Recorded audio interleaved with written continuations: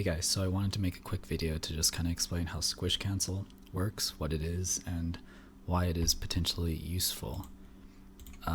So start off by explaining how I originally discovered Squish Cancel.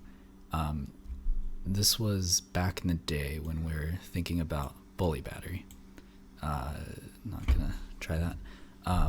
So with bully battery, you have a bully and you have Mario, and they collide, they intersect, and Mario gets knocked back, and you have a lot of speed stored in the bully, so it gets transferred to Mario. The issue though is that Mario gets put in a knockback action, and the issue with the knockback action is that your speed is capped, and so whatever speed you got from the bully is going to be taken away that same frame. And basically the problem that we were looking at was we had like our frame. This is the beginning of the frame, end of the frame. The bully hits Mario like here.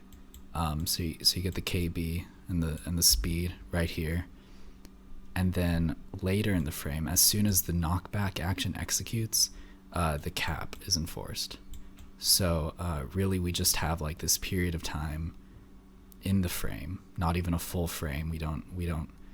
We really have very little to work with in order to get out of the in order to get out of the knockback action and into a better action that's going to let us use our speed. And really, because we're working with such a small area of code, it was possible to just like look at every possibility. And we came up with two possible ways to get out.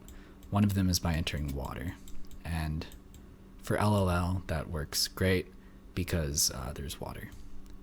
But the other way was by getting squished. This is the other way to exit a knockback action prematurely before reaching this code. And you know, because we didn't just care about LLL, we also were thinking about Bowser in the Fire Sea at that point, and Bowser in the Fire Sea does not have water, but maybe we could get squished. Okay, it was kind of a stretch, but what would getting squished even do for us? So first of all, how do we get squished? Okay, so I want to explain kind of what a frame looks like a little bit in more detail. So at the beginning of the frame, we have what's called the initial surface check. That's the initial surface check, surface 0. And then right here, we check object collisions. And then there's all this code right here that is handling actions. And so when with the issue with bully battery is that right here we have the knockback happening, and then right here we have the speed cap. So basically we have this little region right here to change action. And I'll also note that oftentimes when you're performing actions, you'll have quarter steps. So the quarter steps are actually in here in this area, and those also have more surface checks. So at maximum, each frame you'll have 5 surface checks, and a surface check is when you check if Mario's touching a wall, a floor, or a ceiling, and do stuff accordingly.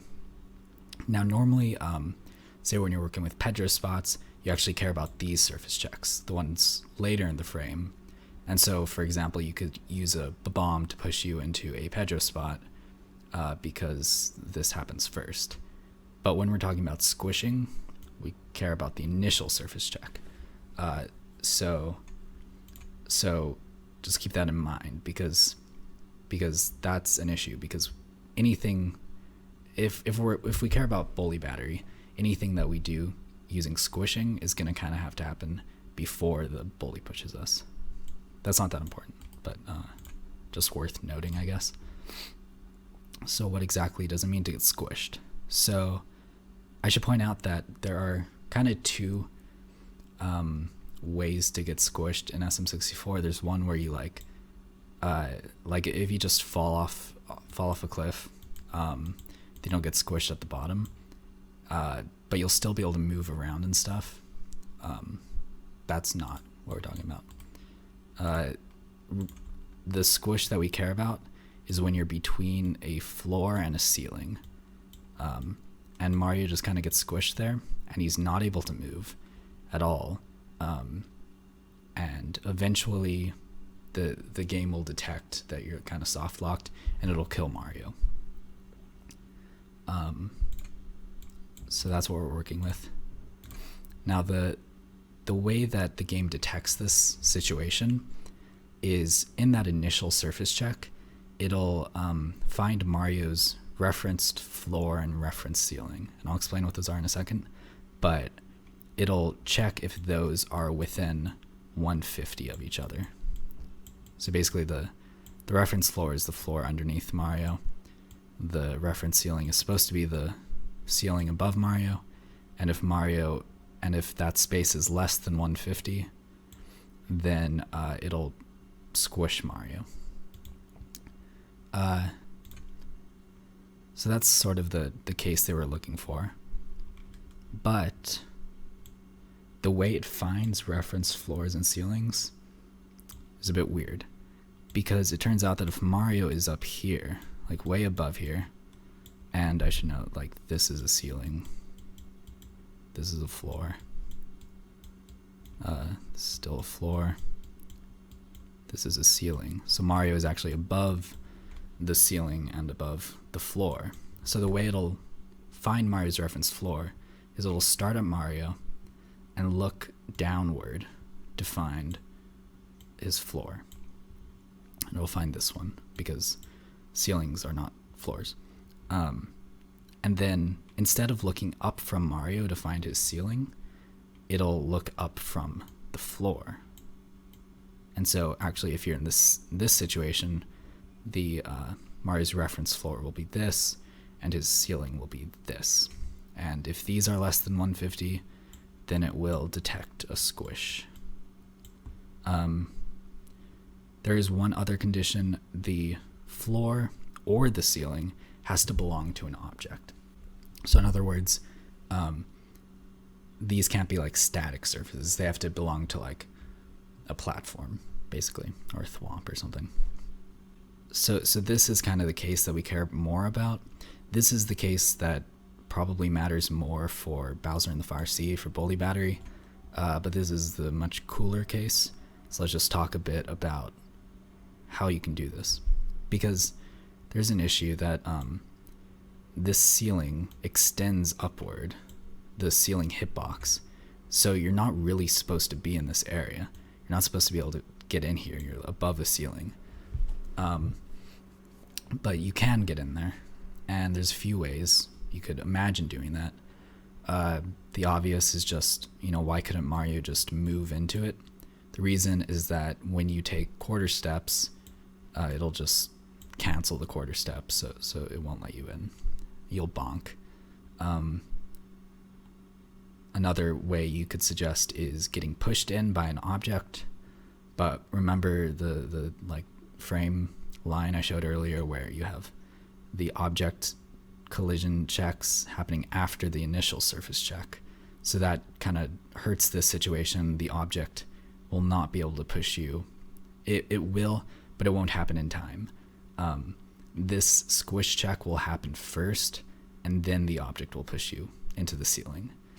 So, that does work, but it won't detect a squish until next frame, and by then, it depends on the application, but like for Bully Battery, it wouldn't work because you would have already lost your speed by then. And another way, if there is a wall right next to this, so you have a wall right here, that could push you in. That geometric configuration is not really gonna happen realistically. But thankfully, the most viable way to get into this situation is also the most realistic, which is this remember that one of the floor or ceiling, either one, can belong to an object. Has to belong to an object, rather. And so, really, generally objects are going to be moving. You're generally going to be working with a moving platform or a swinging pendulum or something like that. So, if one of these surfaces or the ceiling really, moves under Mario, then that works. Mario stays in place, the surface moves to under Mario. So we have successfully gotten squished. Either Mario is between the floor and the ceiling, which is the easier case, but the less cool case, or Mario is up here, and the game thinks he is squished because of the thing. So why do we want this? Why is this useful? Because the truth is, being squished is like one of the least useful states, because for our purposes, for ABC purposes, because the thing is, it's gonna, once it executes, so remember our frame, we have this thing for action. Once it gets to the end of the frame, Mario's gonna down warp to the floor. So in here, he's already touching the floor, but if he's in this state, he's gonna down warp down to here. Not only that, he's gonna lose all his speed. He's going to down warp and lose all his speed if we let the frame end with him being squished. So that sucks, because we want Mario to keep his speed and we don't want to down warp. So is there any way, and in fact, squishing is kind of a worse action than knockback, because in knockback you're still moving and you haven't down warped. Squishing is, pretty awful. So we really have to get out of this. We're not just because we got squished doesn't mean we're out of the woods. Thankfully, it seems that the developers knew that getting squished kind of sucked, and it seems like when they were testing the game, they maybe got squished a few times and got pretty annoyed with it. That's why they added the fail-safe, where if you're squished for long enough, it'll just kill you. Well, they actually added another fail-safe type thing that's a bit more obscure. The intention is this. Say you have an object that's shaped like this for some reason, and a floor that is like this, and Mario is standing here, and the object is like moving down. So when the object starts to squish Mario's gonna get squished, of course, but you wouldn't really want Mario to get stuck here.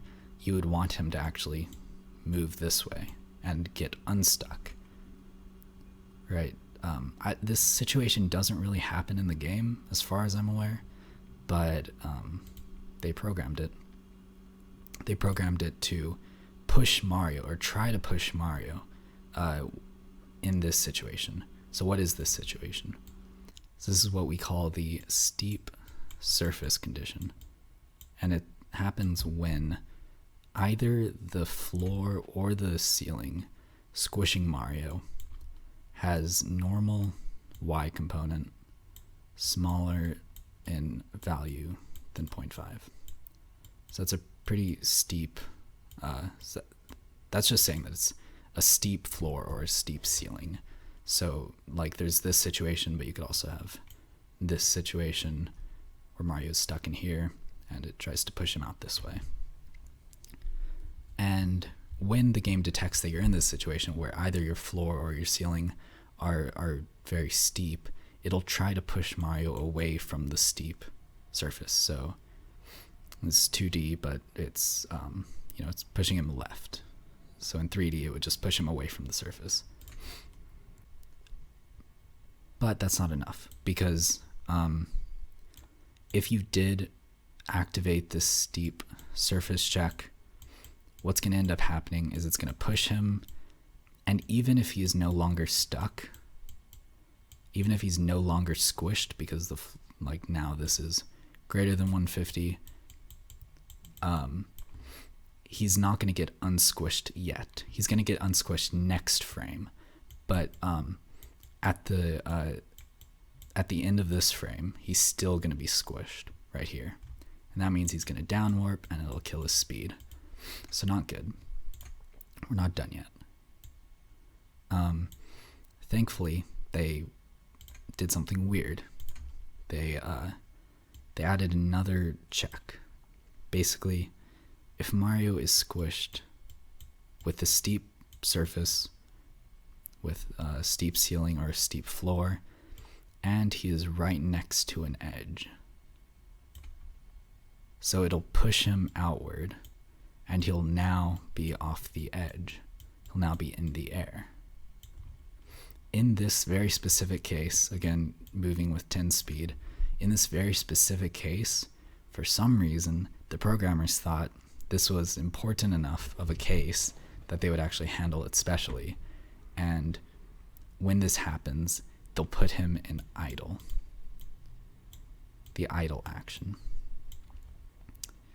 Now, the idle action is it's an interesting choice here, because generally the idle action is an action you're in while on the ground. It's the action you're in when you're just standing still. So it's really weird that they would put you in the idle action after detecting that you entered the air. But it actually doesn't matter that much. It doesn't matter so much that it's the idle action for our purposes. It's cool that all that's important is that we're no longer squished. So we're on the same frame, but now we've ended the frame in idle.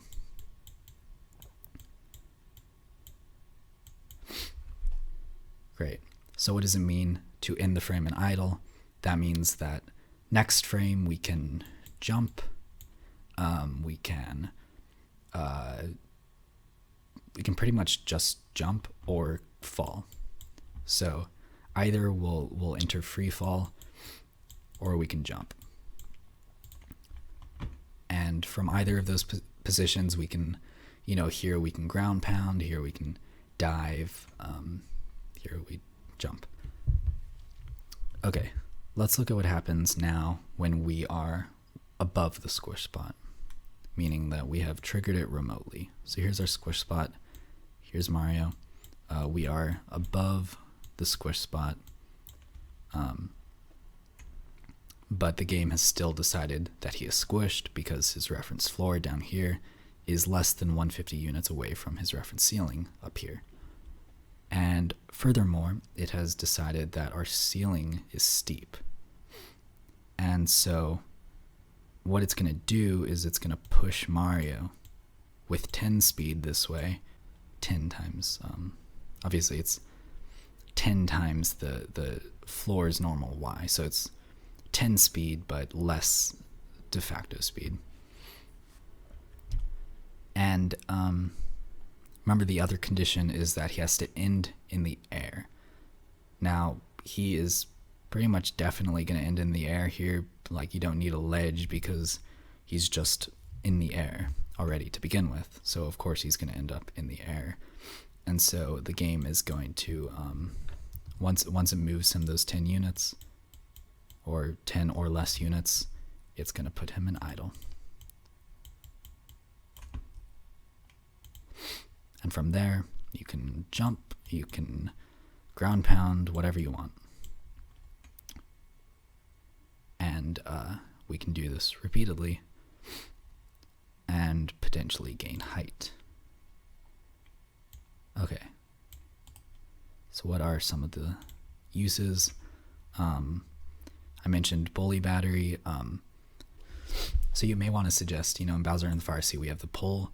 Right next to it, we have the seesaw thing that looks like this. And we're trying to get up here. You might suggest, what if we fall off the pole and cancel the falling off the pole action, and using this seesaw, and then ground pound, go up. So that's an idea. The reason it doesn't work is, remember I mentioned that you have the floor, and then you have the ceiling above it, and they have to be like less than 150 units apart. Well, the definition of a Pedro spot is a floor beneath a ceiling less than 160 units apart. So a Squish Cancel spot is a Pedro spot. However, we know because of the investigation from RLB, there are no Pedro spots near here. If there were, we would already be past the pole on N64, so that's RIP. So the seesaws don't have Squish Cancel spots, or rather, they don't have squish spots, but these guys, oh god, there's these things at the beginning of the level that like, this is the lava. They like tilt back and forth. They have a squish spot right here, and you can tilt it back and forth to make it steeper or flatter. Like, you could run up and then potentially do Squish Cancel here, and if you use a bully, you could get some speed going and potentially get PU speed, and etc., etc. That could potentially work. We currently don't see a way to make it work, but there's still some amount of hope there. Really, there has to be hope there, otherwise we may never get past the pole in N64. Okay, and the other potential use is, so we know that we can do it on a pendulum, by like getting, because so remember the like, when you have this situation and the ceiling hitbox has to extend all the way up to Mario. In practice, normally ceilings aren't that big, but when a lot of times when you have objects like this, like the pendulum, there's stuff in TTC, you'll have what are called exposed ceiling hitboxes, which is when you have a ceiling like here and a no floor above it. So you'll just have like this tiny sliver of a ceiling, and that'll, speedrunners run into these all the time. They call them invisible walls. They cause Mario to bonk, and it's not fun, but we can use them if they appear under Mario. So if Mario's just sitting here and then an exposed ceiling hitbox covers Mario, suddenly just appears because the pendulum's swinging back and forth, and then if either the ceiling, the exposed ceiling, or the floor above it are steep, then we can trigger Squish Cancel and jump in midair, or repeatedly ground pound to maybe gain height. The issue is that there's a tangibility radius on the pendulum.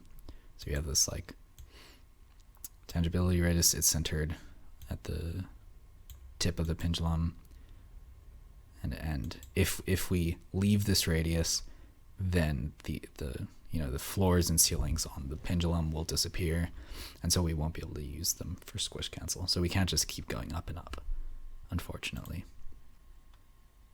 Okay. Thank you for watching. This was Squish Cancel.